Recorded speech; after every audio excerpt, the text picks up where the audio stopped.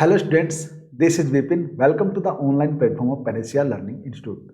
तो स्टूडेंट्स, कुछ दिन से 10th क्लास के बच्चों के भी मैसेज और कॉल हमें मिल रहे थे कि सर 10th क्लास से रिलेटेड सिलेबस भी आप जरूर हमें करवाइएगा। तो स्टूडेंट्स, उसी कड़ी में आज हम स्टार्ट करने वाले हैं 10th क्लास बायो का सिलेबस। और डेफिनेटली बायो का सिलेबस आपके फाइनल एग्जाम से पहले हम फिनिश कर देंगे। तो आज हम स्टार्ट करने वाले हैं बायोलॉजी के एक चैप्टर लाइफ प्रोसेस की स्टूडेंट्स। तो चलिए हम लाइफ प्रोसेस चैप्टर के बारे में बातें करते हैं।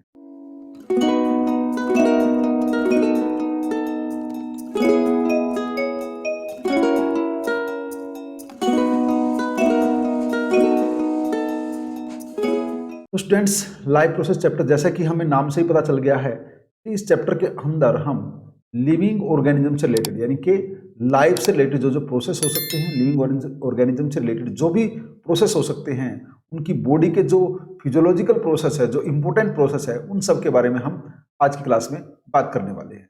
तो चलिए शुरू करते हैं। तो स्टूडेंट, सबसे पहले तो हम जानते हैं कि जो ये पूरा एक वर्ल्ड है, ये बना है लिविंग और नॉन लिविंग चीज़ों से, लिविंग और नॉन लिविंग चीज़ों से बना है। तो इसमें अगर हम देखें तो जितने भी प्लांट्स है, लिविंग ऑर्गेनिज्म के केस में अगर हम एनिमल्स को देखते हैं, तो ये सब चीज़ें क्या है, ये सारी लिविंग चीज़ें हैं। और कहीं ना कहीं ये चीज़ें नॉन लिविंग चीज़ों से डायरेक्टली इनडायरेक्टली रिलेट भी कर रही है। तो हम लिविंग और नॉन लिविंग इन दोनों ही चीज़ों में डिफ्रेंशिएट कर सकते हैं। तो वो डिफरेंस किस बेस पे कर सकते हैं, कैसे हमें पता चले कि कौन सी जो बॉडी है वो लिविंग होगी और कौन नॉन लिविंग होगा। तो उनको पहचानने के लिए बड़ी सिंपल सी हम आपके लिए फीचर्स लेके आए हैं। सिंपल से कैरेक्टरिस्टिक को हम यहाँ पे आज की क्लास में डिस्कस करेंगे। तो चलिए, how can we differentiate between the living and non living on the basis of certain characteristics. तो कुछ कैरेक्टरिस्टिक्स के बेस पे हम इनको पहचान सकते हैं कि कौन सी चीज लिविंग होगी और कौन सी नॉन लिविंग होगी। मतलब सीधी सी बात है, जहां पे अभी आप पढ़ रहे हैं, आपके हाथ में जो पेन कॉपी है, तो जो भी चीज आपके सराउंडिंग में नॉन लिविंग है, तो वो आपसे किस तरीके से अलग है, तो वो सारी चीजें आपको ढूंढनी है। और उसमें भी आपकी बेस्ट चीजों को आपने बताना है कि आपके अंदर ऐसी क्या खास चीजें हैं कि आपको लिविंग बोला गया है। तो चलिए देखते हैं। तो कैरेक्टरिस्टिक्स ऑफ लिविंग बीइंग में अगर हम देखें तो लिविंग ऑर्गेनिज्म के पास एक एबिलिटी होती है, एबिलिटी टू मूव। हम मूवमेंट कर सकते हैं, लोकोमोशन कर सकते हैं, जबकि नॉन लिविंग चीजों के पास ऐसी कोई भी एबिलिटी नहीं होती। नेक्स्ट है प्रोड्यूस ऑफस्प्रिंग। लिविंग ऑर्गेनिज्म जो है वो अपने बच्चे पैदा कर सकते हैं, अपनी प्रोजनी को पैदा कर सकते हैं, अपनी पॉपुलेशन को बढ़ाने के लिए वो किसी भी यंग वंश को बर्थ दे सकते हैं। ओके, तो थर्ड है respond and react. Living organism respond करते हैं, रिएक्ट करते हैं किसी भी खास चीज के लिए, किसी भी खास चीज को वो रिस्पॉन्स करते हैं। यानी कि अगर आपको कोई आवाज लगा रहा तो आप उसका जवाब देते हैं कि हाँ मैं यहाँ बैठा हूँ या बैठी हूँ। ठीक है, तो ये आपका एक रिस्पॉन्ड करना होगा। रिएक्ट, आप किसी न किसी स्टिमुली की फॉर्म में भी रिएक्ट करते हैं। जैसे टेम्परेचर से आप रिएक्ट करते हैं। टेम्परेचर, अगर आपको हीट ज्यादा लग रही है तो आप उससे बचने की कोशिश करेंगे। गर्मी ज्यादा लग रही है, ठंडी ज्यादा लग रही है, तो उन चीजों से आप बचने की कोशिश करते हैं। जबकि नॉन लिविंग चीजों के साथ ऐसा कुछ नहीं होता, वो उसको कोई रिस्पॉन्ड या रिएक्ट नहीं करते। तो नेक्स्ट है get rid of the waste matters. Waste matters को रिमूव कर सकते हैं, यानी कि एक्सक्रीशन कर सकते हैं लिविंग ऑर्गेनिज्म अपने वेस्ट का, जबकि नॉन लिविंग ऑर्गेनिज्म ऐसा नहीं कर सकते। Take food to stay alive. जिंदा रहने के लिए वो न्यूरिशमेंट ले सकते हैं, न्यूट्रिशन ले सकते हैं, खाना खा सकते हैं। कौन? जो लिविंग ऑर्गेनिज्म है वो जिंदा रहने के लिए खाना भी खा सकते हैं। Turn food into energy. और जो फूड उन्होंने खाया है, जो फूड उन्होंने अपना एनर्जी के लिए ही तो खाया है, जो फूड उन्होंने खाया है उससे हम एनर्जी भी अपनी फॉर्म कर सकते हैं। तो ये थी कुछ कैरेक्टरिस्टिक लिविंग ऑर्गेनिज्म की, जिनके बेस पे हम जान चुके हैं कि लिविंग ऑर्गेनिज्म किस तरीके से नॉन लिविंग चीजों से डिफरेंट है। उस प्रोसेस को हम क्या बोलेंगे, इस पूरे प्रोसेस को हम क्या बोलते हैं, इन पूरे प्रोसेस के नाम जानते हैं कि करके। तो सबसे पहले प्रोसेस हम देखते हैं न्यूट्रिशन, रेस्पिरेशन। तो न्यूट्रिशन में हमने क्या पढ़ा, खाने पीने से चीजें जो भी हम लिविंग ऑर्गेनिज्म फूड ले सकते हैं, वो सारी चीजें क्या है, न्यूट्रिशन। रेस्पिरेशन में हम सांस ले रहे हैं, हमारी बॉडी के अंदर फूड का ऑक्सीडेशन हो रहा है, फूड का ब्रेकडाउन हो रहा है। एक्सक्रीशन कर रहे हैं, जब खाना खाएंगे तो भैया वेस्ट भी रिमूवल होगा, तो उसको बोलेंगे एक्सक्रीशन। देन ट्रांसपोर्टेशन, जो न्यूट्रिएंट्स आपने फूड से अचीव किए हैं, एब्जॉर्ब किए हैं, उन सारे न्यूट्रिएंट्स को ब्लड क्या करेगा, उनको ट्रांसपोर्ट कर देगा बॉडी के अंदर। Then reproduction. तो रिप्रोडक्शन क्या होगा, रिप्रोडक्शन आपको मालूम है कि रिप्रोडक्शन का मीनिंग होता है कि लिविंग ऑर्गेनिज्म के पास वो एक ऐसा बायोलॉजिकल प्रोसेस होता है जिससे वो अपने जैसा दिखने वाला एक यंग वंश प्रोड्यूस कर सकते हैं। एक यंग वंश यानी कि अपने नए बच्चे पैदा कर सकते हैं। ओके, तो ये थे कुछ प्रोसेस। इनमें एक दो प्रोसेस और एक्स्ट्रा अगर हम देखें तो सेंसिटिविटी, ग्रोथ, ठीक है। सेंसिटिविटी मतलब किसी चीज के लिए खास सेंस रखना, लिविंग ऑर्गेनिज्म ही कर सकते हैं साथ। जैसे कि टेम्परेचर से मैंने बताया था कि टेम्परेचर के लिए कोई खास सेंस, या खाने के लिए कोई खास सेंस, ठीक है ना, हम किसी चीज को देख सकते हैं, तो ये सारी चीजें सेंस है। और लिविंग ऑर्गेनिज्म अपनी ग्रोथ भी करते हैं, जबकि नॉन लिविंग ऐसा नहीं कर सकते। न्यूट्रिशन हमें किसको बोला है? न्यूट्रिशन हमने बोला है लाइफ प्रोसेस में जो हेल्प करवाता है अपनी लाइफ को सस्टेन करने के लिए, लाइफ को मेंटेन करने के लिए। तो ये जो पूरी चीजें हैं, ये सारे जो प्रोसेस है, हम ये सारे के सारे अपने चैप्टर के अंदर पढ़ने वाले लाइफ प्रोसेस में, ठीक है। हमारे चैप्टर का नाम है लाइफ प्रोसेस, तो लाइफ प्रोसेस चैप्टर को हम डिटेल से डिस्कस करते हैं और स्टार्ट करते हैं अपने न्यूट्रिशन से। लिविंग ऑर्गेनिज्म को फूड की नीड होती है, बिल्कुल सही है। लिविंग ऑर्गेनिज्म को फूड की नीड होगी, न्यूट्रिशन की नीड होगी। क्यों होगी? ताकि वो अपनी ग्रोथ कर सके, ताकि वो उससे एनर्जी ले सके, अपने आप को मेंटेन कर सके। और वो एनर्जी जो वो फूड से लेते हैं, और वो एनर्जी फूड से लेने के बाद वो क्या करते हैं? अपनी ग्रोथ करते हैं, अपनी डेवलपमेंट करते हैं फर्दर। तो न्यूरिशमेंट जो है, न्यूट्रिशन जो हो, किसी भी लिविंग ऑर्गेनिज्म का एक जरूरी रिसोर्स है। ओके, तो ये जो फूड है, ये फूड के पास ऐसी क्या चीजें होती है कि ये एनर्जी देता है, या ग्रोथ देता है, या मेंटेन करता है हमारी बॉडी को? उसके पास होते हैं बच्चे न्यूट्रिएंट्स। क्या होंगे? न्यूट्रिएंट्स। तो न्यूट्रिएंट्स क्या है? न्यूट्रिएंट्स वो चीजें हैं जिनके पास ये सारी एबिलिटी है, जो हमें एनर्जी तो प्रोवाइड कर रही है, उसके अलावा हमें बीमार होने से बचाती है, हमें एनर्जी दे रही है। तो ये सारी चीजें कौन है? न्यूट्रिएंट्स। तो न्यूट्रिएंट्स कौन से? वो सब्सटेंसेस हैं किसी लिविंग ऑर्गेनिज्म को जो प्राप्त करने होते हैं, लेने होते हैं अपनी सराउंडिंग से, ताकि उनको एक एनर्जी मिल सके। उनको सोर्स ऑफ एनर्जी की फॉर्म में सारे सब्सटेंसेस लेने होते हैं। तो यहाँ पे कुछ मेजर न्यूट्रिएंट्स की हम बात कर रहे हैं। आपको मालूम हो कि माइक्रो और मैक्रो दो तरह के न्यूट्रिएंट्स होते हैं, मैक्रो और माइक्रो। माइक्रो जो बॉडी को स्मॉल अमाउंट में रिक्वायर्ड होंगे, वो तो होंगे micro. These are the nutrients which are required by body in less amount या स्मॉल अमाउंट। और जो लार्ज अमाउंट में रिक्वायर्ड होंगे उनको बोलेंगे मैक्रोमोलिक्यूल्स। तो मैक्रोमोलिक्यूल्स या मैक्रो न्यूट्रिएंट्स। तो कार्बोहाइड्रेट, प्रोटीन, फैट, ये तो क्या है? लार्ज अमाउंट में रिक्वायर्ड होंगे। तो लार्ज अमाउंट में रिक्वायर्ड होंगे तो ये क्या होंगे? सारे के सारे न्यूट्रिएंट्स ये होंगे बच्चे मैक्रो न्यूट्रिएंट्स। कौन से? मैक्रो। माइक्रो कौन से होंगे? जो लेस अमाउंट में यानी कि ट्रेस अमाउंट में चाहिए, विटामिन्स, मिनरल्स, ठीक है ना। तो विटामिन्स, मिनरल्स को हम कहाँ पे पढ़ते हैं? उनको पढ़ेंगे माइक्रो के अंदर, ठीक है। चलिए आगे बढ़ते हैं इससे। तो ये तो हो गया न्यूरिशमेंट और न्यूट्रिशन के बारे में। तो तरह तरह के न्यूट्रिएंट्स, या फिर हम न्यूरिशमेंट को अगर हम देखें तो हमें कहाँ कहाँ से वो चीज़ें मिल सकती हैं? हमें जूस से, मिल्क से, ठीक है ना, जो किसी डेयरी प्रोडक्ट से, या फिर ऑयल से, ये सारी चीज़ें हमें कहीं ना कहीं से एज ए फूड लेते हैं, और जिनसे हम कुछ ना कुछ न्यूट्रिएंट्स को एब्जॉर्ब करते हैं। The process of intake of nutrients and utilisation for the various function by an organism is called the nutrition.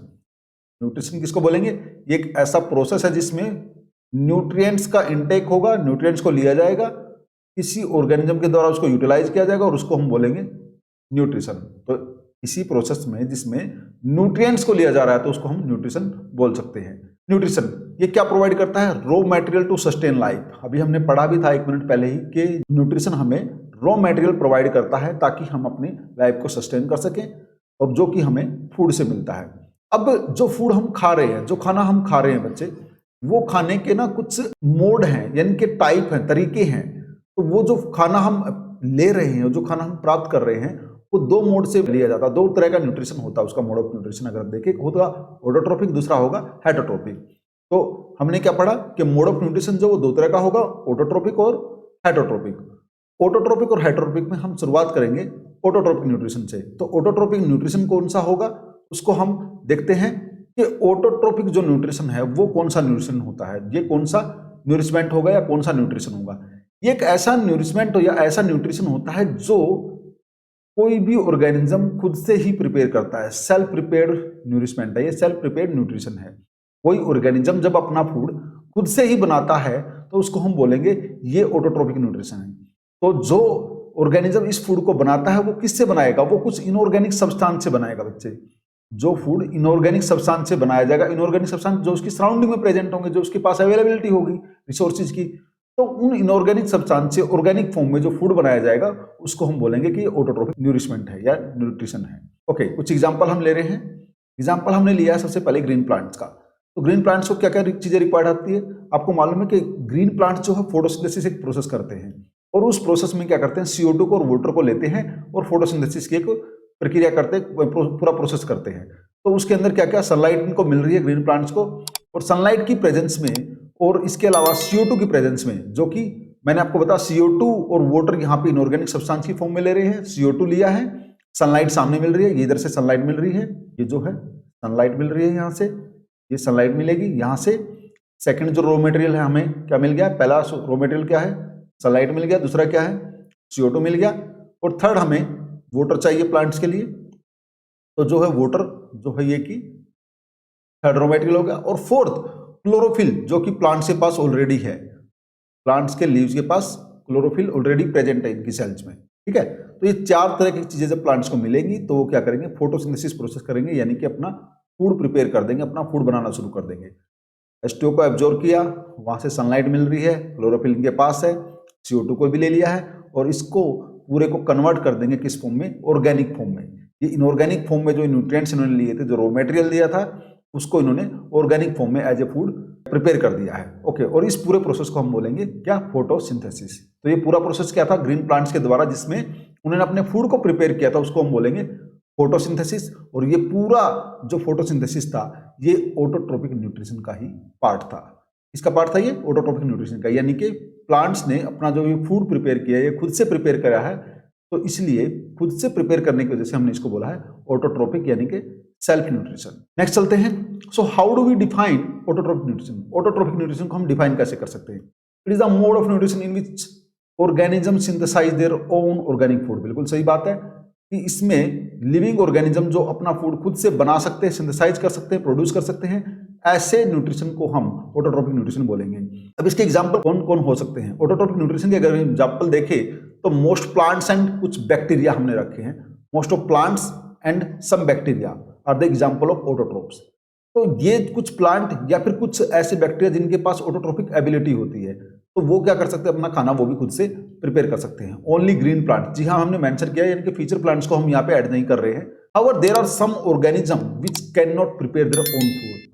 और जो ऑर्गेनिज्म अपना खाना खुद से नहीं बना सकते, ऐसे ऑर्गेनिज्म को या ऐसे न्यूट्रिशमेंट को, ऐसे न्यूट्रिशन को हम हेटेरोट्रोपिक न्यूट्रिशन के अंदर काउंट करते हैं। They depend on other organism for their food. वो अपने फूड के लिए किसी दूसरे ऑर्गेनिज्म के ऊपर डिपेंड करते हैं, तो ऐसे न्यूट्रिशन को हम बोलेंगे हेटेरोट्रोपिक न्यूट्रिशन। ठीक है, हेटेरोट्रोपिक न्यूट्रिशन क्या होता है, जो ऑर्गेनिज्म खुद से प्रिपेयर नहीं कर सकते फूड को, उसको बोलेंगे हेटेरोट्रोपिक न्यूट्रिशन। कुछ एग्जांपल हमने लिखे, कुछ एनिमल्स के एग्जांपल हमने यहाँ पे रखे हैं। तो एनिमल्स क्या करते हैं, वो खाना अपना खुद से प्रिपेयर नहीं कर सकते, तो इसलिए उनको हम काउंट करते हैं हेटेरोट्रोपिक न्यूट्रिशन लेने वाले ऑर्गेनिज्म के अंदर। This mode of nutrition is called heterotrophic nutrition. तो ये होगा हेटेरोट्रोपिक न्यूट्रिशन, जो कि दूसरे के ऊपर डिपेंड रहता है, जो खाना खुद से नहीं बनाते हैं। उसके एग्जांपल में हम एनिमल्स को और फंगस को रख सकते हैं। ओके, इन हेटेरोट्रोपिक न्यूट्रिशन, हेटेरोट्रोपिक न्यूट्रिशन में कुछ डिफरेंट ऑर्गेनिज्म हैं जो अलग अलग तरीके से फूड को लेते हैं। ठीक है ना, वो फूड के लिए वो अलग अलग तरीके से किसी दूसरे के ऊपर डिपेंड करते हैं। तो वो किस तरीके से किस तरह से डिपेंड करते हैं दूसरे ऑर्गेनिज्म के ऊपर, वो हम देखते हैं। तो बॉडी डिजाइन की हम बात कर रहे हैं। तो बॉडी डिजाइन में हम देखते हैं कि body design depending on the type of body system, किस ऑर्गेनिज्म का जो बॉडी स्ट्रक्चर है, बॉडी फीचर वो किस तरह के हैं, वो उसके ऊपर डिपेंड करता है कि वो फूड किस तरह का लेगा। ओके, तो हमने रखा है हर्बीवोर्स ऑर्गेनिज्म को और कार्निवोर्स को, दोनों को हमने एक साथ कंपेयर किया है कि हर्बीवोर जो ऑर्गेनिज्म है वो कार्निवोर्स ऑर्गेनिज्म से अलग तरह का फूड लेते हैं। बिल्कुल लेते हैं। हर्बीवोर्स क्या खाएंगे, हर्बीवोर्स खाएंगे प्लांट और प्लांट प्रोडक्ट, जबकि कार्निवोर्स को फ्लैश चाहिए। तो दोनों ऑर्गेनिज्म अलग अलग तरह का फूड ले रहे हैं, तो उनका बॉडी डिजाइन जो है इस तरीके से है कि जैसे अगर हम बात करें हर्बीवोर्स ऑर्गेनिज्म के अंदर जो इंटेस्टाइन होगी वो लॉन्गर होगी, अगर हम कंपेयर करते हैं इसको किससे, कार्निवोर से। तो इसलिए बॉडी डिजाइन अलग अलग होने की वजह से दोनों को अलग अलग तरह का फूड चाहिए। ठीक है ना, यानी कि प्लांट और प्लांट प्रोडक्ट्स यानी कि सेल्यूलोज जैसे मटेरियल को डाइजेस्ट करने के लिए लॉन्गर फूड चेन की रिक्वायरमेंट होती है। इसलिए हर्बीवोर्स के पास जो है लॉन्गर इंटेस्टाइन होगी, और लॉन्गर इंटेस्टाइन की वजह से वो क्या करते हैं, अपने फूड को इजीली डाइजेस्ट कर सकते हैं। जबकि कार्निवोर्स के पास शॉर्ट इंटेस्टाइन ही है, स्मॉल इंटेस्टाइन जो है जितनी उसकी लेंथ है वो कम लेंथ भी चलेगी। चलिए, तो हर्बीवोर्स जो ग्रास खाते हैं, जबकि कार्निवोर्स जो हो फ्लैश खाते हैं, जो कि हम अभी बात कर चुके हैं इसके बारे में। ओके, नेक्स्ट है ऑर्गेनाइजेशन, कि किसी ऑर्गेनिज्म की जो ऑर्गेनाइजेशन है सेलुलर लेवल है या ऑर्गन लेवल है या टिश्यू लेवल है, किस तरह के, या फिर वो यूनिसेलर है या मल्टीसेलर है, हम इसकी बात कर सकते हैं। तो जो यूनिसेलर ऑर्गेनिज्म होंगे उनके पास तो कोई खास वाइटल ऑर्गन होगा भी नहीं फूड को लेने के लिए, तो इसलिए उनके जो फूड हैबिट्स हैं वो डिफरेंट तरीके की होंगी मल्टीसेलर ऑर्गेनिज्म से अगर हम उनको कंपेयर करके देखें तो। जैसे एक सेल हम देख पा रहे हैं, एक सेल जो है इनगल्फिंग कर रही है फूड का, जो कि इनगल्फिंग जो हो अपनी मेम्ब्रेन से ही कर रही है। ओके, यूनिसेलर ऑर्गेनिज्म है डिफरेंट मोड, वेयरएज मल्टीसेलर है डिफरेंट मोड। तो वो माउथ से फूड ले रहे हैं, ये एक ह्यूमन जो है ये माउथ से फूड ले रहा है, और ये वाला डायरेक्टली उसके अपना मेम्ब्रेन से फूड ले रहा है। नेक्स्ट देखते हैं फंक्शनिंग, कि कोई ऑर्गेनिज्म उसका जो बॉडी फंक्शनिंग है वो सेप्रोफाइटिक है या पैरासाइटिक है, कि कोई भी ऑर्गेनिज्म जो है वो किस तरीके से वर्क कर रहा है फूड को लेकर। सेप्रोफाइटिक जो कि किसी ऐसे डेड फॉर्म में फूड लेने वाले ऑर्गेनिज्म है, या वो किसी दूसरे की बॉडी के ऊपर सर्वाइव करके फूड लेने वाले ऑर्गेनिज्म है, तो ये सेप्रोफाइटिक है या पैरासाइटिक है, ये भी मैटर करता है कि किसी ऑर्गेनिज्म का फूड जो है वो कैसा होगा, वो उसके इस फंक्शन के ऊपर भी डिपेंड करता है। अवेलेबिलिटी ऑफ फूड मटेरियल, कि फूड मटेरियल जो है वो कहाँ पे अवेलेबल है, किस जगह पर अवेलेबल है, कैसे एरिया में, कैसे जगह पर लोकेटेड है, तो वो भी एक डिपेंड करता है कि ऑर्गेनिज्म किस तरीके से लेगा। तो अब हम देखते हैं कुछ एक ऑर्गेनिज्म होते हैं जो अपने फूड को ना सिंपल फॉर्म में ब्रेक डाउन कर देते हैं। जो ऑर्गेनिज्म अपने कॉम्प्लेक्स फूड को सिंपल फॉर्म में ब्रेक डाउन कर देते हैं और फिर उसको एब्जॉर्ब करते हैं। जैसे हम बात करें, ये वाली चीज़ ना इंपॉर्टेंट है, ये जो हाईलाइट हो रखी है ये वाली लाइन बड़ी इंपॉर्टेंट है, एग्जाम में पूछी जाती है जनरली। आपने बहुत सारे सैंपल पेपर्स को डिस्कस किया होगा, तो उसमें भी ये क्वेश्चन जनरली आता है कि फंगस, ईस्ट, मशरूम, यानी कि फंगस ही ये सभी, और कुछ कार्निवोरस प्लांट्स, तो ये क्या करते हैं, ये फूड को पहले क्या करते हैं, सिंपल फॉर्म में, सिंपल सब्सटेंसेस की फॉर्म में कन्वर्ट करते हैं बॉडी के आउटसाइड। ये वाला पॉइंट इंपॉर्टेंट है, आउटसाइड द बॉडी उसको ब्रेक डाउन करते हैं, देन उसको एब्जॉर्ब करते हैं। बात क्लियर होगी। क्या करते हैं, कुछ एक ऑर्गेनिज्म ऐसे हैं जो क्या करते हैं, बॉडी के बाहर किसी भी कॉम्प्लेक्स फूड को सिंपल फॉर्म में, सिंपल सब्सटेंस की फॉर्म में कन्वर्ट करते हैं, देन उनको एब्जॉर्ब करते हैं। तो उनके कुछ एग्जांपल हमने नीचे मेंशन भी कर लिए हैं। Okay, plant which feed on insect, उसको हम बोल रहे हैं कार्निवोर से पिचर प्लांट्स, ठीक है। मशरूम का हम एग्जांपल ले रहे हैं, मशरूम जो कि हम एक फंगस के अंदर पढ़ते हैं, और मशरूम खाने में भी यूज होता है, एक एडिबल मशरूम हम अगर बात करें तो मशरूम का हम एग्जांपल ले पा रहे हैं। तो नीचे हम इसको देख रहे हैं, इधर वाले हिस्से पे आपको फोकस रखना है कि यहाँ पे क्या चेंजेस आपको नजर आ रहे हैं। चलिए, तो फूड पार्टिकल्स है नीचे, फूड पार्टिकल देखिए ध्यान से, यहाँ पे कुछ फूड पार्टिकल्स आए हैं, और उन फूड पार्टिकल्स को कैसे इस फंगस के द्वारा, इस मशरूम के द्वारा यूटिलाइज किया जा रहा है। रिलीजेज एंजाइम, अपने एंजाइम रिलीज किए, ये जो है ये नीचे एंजाइम रिलीज हो रहे हैं, यहाँ पे देख पा रहे हैं आप, ये कुछ एंजाइम यहाँ पे रिलीज हुए, और ये एंजाइम क्या करेंगे, इसको डिग्रेड करेंगे, ब्रेक डाउन करेंगे, ठीक है। तो ये एंजाइम क्या होंगे, इसको ब्रेक डाउन करेंगे, digest food into the simple substances, तो सिंपल सब्सटेंसेस की फॉर्म में उसको डाइजेस्ट कर देंगे। कौन, ये इसके डाइजेस्टिव एंजाइम्स। फिर क्या करेंगे, एब्जॉर्ब कर लिया, देखा ना, ये न्यूट्रिएंट्स को यहाँ से एब्जॉर्ब कर लिया, ब्रेक डाउन किया। देखो फिर से दिखा रहा हूँ, ये क्या किया, इनको ब्रेक डाउन किया था, इनको ब्रेक डाउन करने के बाद देखिए अब क्या करेंगे, एब्जॉर्ब करेंगे। ये एब्जॉर्ब कर लिया सभी न्यूट्रिएंट्स, ठीक है ना बच्चे। तो न्यूट्रिएंट्स को एब्जॉर्ब कर लिया है, पहले ब्रेक डाउन किया बाहर, फिर ब्रेक डाउन करने के बाद फिर उनको एब्जॉर्ब कर लिया वहां से। तो इसी तरह की चीज की मैं बात कर रहा था कि किस तरीके से वो पहले ब्रेक डाउन करते हैं फूड का, फिर उसको एब्जॉर्ब करते हैं। और कुछ ऑर्गेनिज्म ऐसे होते हैं जो फूड को अपनी बॉडी के अंदर ही ब्रेक डाउन करते हैं, बिल्कुल सही है, उनमें से हम भी एक हैं। तो जो क्या करते हैं, फूड को अपनी बॉडी के अंदर ही ब्रेक डाउन करते हैं और अपनी बॉडी के अंदर ही एब्जॉर्ब करते हैं। इसमें ह्यूमन बीइंग, कैट और काऊ, इसका हम एग्जाम्पल लेके चल रहे हैं। तो ये कैसे करते हैं, इनके लिए बड़ा सिंपल प्रोसेस है। तो फूड है जो इंजेस्ट किया जाएगा एक ह्यूमन के द्वारा, फूड को टेकन किया गया, और फूड लेने के दौरान फूड जैसे ही लिया गया, देखिएगा ये फूड लिया और ये कहाँ गया, स्टमक में चला गया। तो स्टमक में जैसे ही फूड जा रहा है तो स्टमक में फूड का ब्रेकडाउन हो रहा है फर्दर, ठीक है ना। जब स्टमक में फूड स्टोर होगा तो वहाँ पे उसका फर्दर ब्रेकडाउन हो रहा है। तो जो वो सिंपल सब्सटेंसेस की फॉर्म में उसका ब्रेकडाउन हो जाएगा, फिर फर्दर ब्रेकडाउन किया जाएगा, और उसके बाद उसको विलाई की हेल्प से, विलाई आपको मालूम है कि स्मॉल इंटेस्टाइन में छोटे छोटे न्यूमेरस विलेज होती हैं, ये विलेज क्या करेंगी, यहाँ पे इसके न्यूट्रिएंट्स के एब्जॉर्प्शन में हेल्प करेंगी, ठीक है ना। इन साइड प्रेजेंट होती है, इनको फर्दर हम डिस्कस करेंगे। ओके, तो ये विलेज क्या करेगी, उन न्यूट्रिएंट्स को जो ब्रेकडाउन होकर एब्जॉर्ब होने के लिए आ गए हैं, उन न्यूट्रिएंट्स को एब्जॉर्ब कर लेगी ये village. Okay, absorb in blood, blood के अंदर एब्जॉर्ब कर लिया गया, ये ब्लड को हमने दिखाया ब्लड स्ट्रीम को, तो ब्लड के अंदर एब्जॉर्ब हो गया, और फाइनली आपकी बॉडी के डिफरेंट डिफरेंट सेल तक उनको ट्रांसपोर्ट कर दिया जाता है ब्लड के थ्रू। ओके, तो ये यहाँ पे किसी एक सेल में ये पूरा जो न्यूट्रिएंट्स था ना, यहाँ से हमने इसका इंजेक्शन किया था और ये स्टमक के अंदर, स्टमक से ब्रेकडाउन होकर यहाँ पे एब्जॉर्ब करके इनको ब्लड के थ्रू यहाँ पे इस सेल तक ट्रांसपोर्ट कर दिया गया है। ये 5 स्टेप हम पढ़ेंगे आगे। सबसे पहला जो स्टेप रहेगा वो आपका रहेगा इंजेक्शन। सेकंड जो स्टेप रहेगा that will be digestion. Detail में हम नेक्स्ट वीडियो में जानेंगे। थर्ड रहेगा बच्चे एब्जॉर्प्शन। और जो प्रोसेस होगा दैट इज एसिमिलेशन। और फाइनली जो स्टेप होगा वो होगा इजेशन। तो ये 5 स्टेप को आपको पढ़ना है फर्दर डिटेल में। तो जो यहाँ पे आपने देखा कि ये 4 स्टेप तक तो आपने देखा एसिमिलेशन तक। एसिमिलेशन जो ये इसका ट्रांसपोर्ट हो गया, जो सेल के अंदर स्टोर हो गए ना ये जो फूड पार्टिकल्स यानी कि न्यूट्रिएंट्स, तो इनको हम बोल रहे हैं एसिमिलेशन। और जो भी अनडाइजेस्टेड और अनएब्जॉर्ब्ड जो फूड था उसको सबको वेस्ट की फॉर्म में इजेस्ट आउट कर दिया, उसको एक्सपेल आउट कर दिया बॉडी से थ्रू द एनस, तो उसको हम बोलेंगे इजेशन।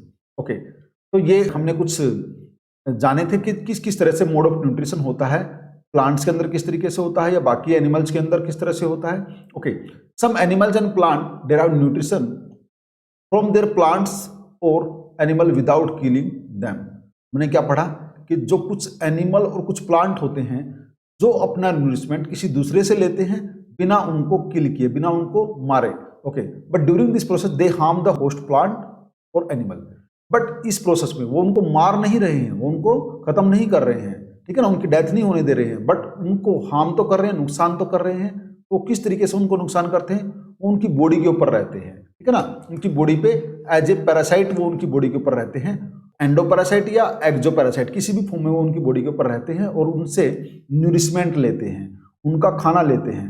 तो जैसे एग्जाम्पल हमने लिए हैं, कुस्कुटा का एग्जाम्पल लिया है, तो कुस्कुटा के अगर हम एग्जाम्पल देखें इस तरीके से, एक पैरासाइटिक प्लांट है जो कि न्यूरिशमेंट लेता है, न्यूट्रिशन लेता है किसी दूसरे प्लांट से, ठीक है ना। यहाँ पे आप देख पा रहे हैं इस तरह का ये वाला प्लांट, ये येलो जो आपने देख पा रहे हैं ना, अमरबेल भी बोलते हैं कुछ हिस्सों में इसको। तो ये क्या करती है, ये पूरे प्लांट से न्यूरिशमेंट लेती है, इसका न्यूट्रिशन ले लेती है, ठीक है। कुस्कुटा हमने देखा। नेक्स्ट देखते हैं पेग्स। तो ये डॉग्स वगैरह के ऊपर हो जाते हैं, जो डॉग्स होते हैं उनके ऊपर कई बार मिल जाते हैं ये पैरासाइट, ये उनकी बॉडी के ऊपर रहते हैं, उनसे ब्लड सक करते हैं। लाइस और लीच आगे हम देखने वाले, ये भी क्या करते हैं, ब्लड सक करते हैं। लाइस का एग्जांपल हम देखते हैं। लाइस जो हेयर्स में हो जाती हैं एनिमल्स के, ह्यूमन के भी हो जाती हैं। और ये लाइस क्या करती हैं, जुए क्या करती हैं, ब्लड सक करती हैं। लीचीज भी क्या, खून चूसती है ये, ठीक है, ब्लड सकिंग पैरासाइट है और ये ब्लड सक करती है, खून चूसती है। टेपवर्म, ये हमारी बॉडी के अंदर इंटेस्टाइन वगैरह के अंदर मिल जाते हैं, जो कि तरह तरह की डिजीज के लिए रिस्पॉन्सिबल होते हैं। तो इस तरीके से ये ऑर्गेनिज्म अपना फूड लेते हैं किसी दूसरे की बॉडी से और उनको मारते भी नहीं है, लेकिन उनका नुकसान जरूर कर रहे हैं। तो ये ऑर्गेनिज्म, इनका फूड हैबिट कुछ दूसरे तरीके का है, ठीक है। Okay, how do organism obtain their nutrition. तो कुछ ऑर्गेनिज्म अपना फूड लेंगे कैसे, since the food and the way it is obtain differ, the digestive system is differ in the various organism. बिल्कुल सही बात है कि जैसा हमने बोला कि फूड हैबिट जब अलग अलग थी तो किसी किसी ऑर्गेनिज्म का जो डाइजेस्टिव सिस्टम है वो भी तो अलग हो सकता है। बिल्कुल सही है, डाइजेस्टिव सिस्टम अलग होने की वजह से उनकी फूड हैबिट्स बिल्कुल अलग होंगे। Okay, in single cell organism the food may be taken in by the entire surface. के सिंगल सेल ऑर्गेनिज्म जो होंगे, यूनिसेलर जो ऑर्गेनिज्म होंगे, उनकी बॉडी के अंदर जब फूड लिया जाएगा तो वो एंटायर सरफेस यानी कि उसकी पूरी मेम्ब्रेन के थ्रू लिया जा सकता है। उसका एग्जांपल हम अभी देखते हैं। But as the complexity of the organism increase, different parts become specialised to perform the different function. और जैसे जैसे किसी ऑर्गेनिज्म की बॉडी मल्टीसेलर हो जाती है या वो ऑर्गन लेवल की हो जाती है तो कॉम्प्लेक्स बॉडी हो जाती है। तो कॉम्प्लेक्स बॉडी के पास अलग अलग कुछ ऑर्गन हो सकते हैं या कोई पार्ट हो सकता है जिससे वो अपने तरह तरह के फंक्शन को परफॉर्म कर सकता है। फॉर एग्जांपल अमीबा का हम एग्जांपल ले रहे हैं उस यूनिसेलर के केस में, जो मैंने बताया था कि बॉडी के किसी पार्ट से, एंटायर पार्ट से वो अपना फूड को ले सकता है। Amoeba take in the food using temporary finger like extension of the cell surface which fuse over the food particle forming food vacuole. तो अमीबा के केस में हम बात कर रहे हैं कि जो उसकी मेम्ब्रेन है, सेल मेम्ब्रेन है, अमीबा एक यूनिसेलर ऑर्गेनिज्म है, तो उसकी सेल मेम्ब्रेन के ऊपर कुछ टेम्परेरली फिंगर लाइक प्रोजेक्शन उभरेंगी और जो उसकी सेल सरफेस से बनी है, और वो फाइनली क्या करेंगे, फूड पार्टिकल जो उसके ऊपर फ्यूज हो जाएंगे, उसके ऊपर अपना एक फॉर्मेशन बना लेंगे। तो स्यूडोपोडिया की हेल्प से एक्चुअली अमीबा ऐसा करता है। तो स्यूडोपोडिया जो है वो इस तरह की फॉर्मेशन के लिए काम करता है, जो कि फूड को निगलने में, इनगल्प करने में हेल्प करवाता है अमीबा की। ये एक स्यूडोपोडिया फॉर्मेशन यहाँ पे बनी है और इसने क्या किया, इस फूड को यहाँ पे एब्जॉर्ब करने का काम किया। अमीबा ने इस फूड को स्यूडोपोडिया की हेल्प से, ये स्यूडोपोडिया बना लिया इसने इसके ऊपर, और स्यूडोपोडिया ने क्या किया, इस फूड को एनगल्प कर लिया है, निगल लिया है। ओके, नेक्स्ट डायग्राम में देखते हैं। फूड वैक्यूल के अंदर ये पूरा फूड वैक्यूल के अंदर कंसिस्टेड हो गया है। डाइजेस्टिव प्रोडक्ट्स, यानी कि कुछ डाइजेस्टिव एंजाइम जो इसकी बॉडी के अंदर रिलीज होंगे, इसकी सेल के अंदर रिलीज होंगे, और उन डाइजेस्टिव एंजाइम की वजह से ये जो फूड था वो ब्रेकडाउन हो जाएगा फर्दर, और ब्रेकडाउन होने के बाद जितने न्यूट्रिएंट्स हैं उनको तो यहाँ पे यूटिलाइज कर लिया जाएगा। मैंने आपको 5 प्रोसेस बताए थे। इंजेशन कहाँ हुआ है, फर्स्ट स्टेप यहाँ पे हुआ है इंजेशन। डाइजेशन कहाँ पे हुआ, डाइजेशन बच्चे यहाँ पे हुआ है, ठीक है ना।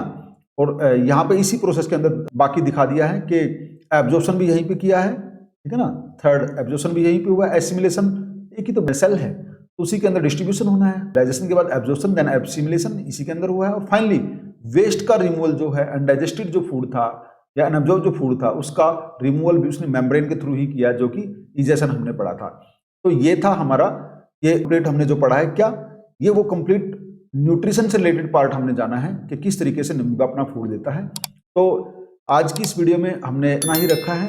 बाकी इस वीडियो को हम कंटिन्यू करेंगे, इस चैप्टर को कंटिन्यू करेंगे, और इस चैप्टर से रिलेटेड या इस इतने पोर्शन से रिलेटेड किसी के मन में कोई डाउट है या कुछ और क्वेरी रहती है, या फिर इससे आगे हम इस चैप्टर की वीडियो बनाएं, या इसको हम किसी और तरीके से इसे क्वेश्चन लेने हैं, या जो भी चीज़ें आप किसी भी तरह की क्वेरी है तो आप हमें ज़रूर बताएं, मैसेज ज़रूर करें हमें, ठीक है। आप कमेंट में भी हमें बता सकते हैं। तब तक के लिए bye bye, stay safe, stay healthy, thank you.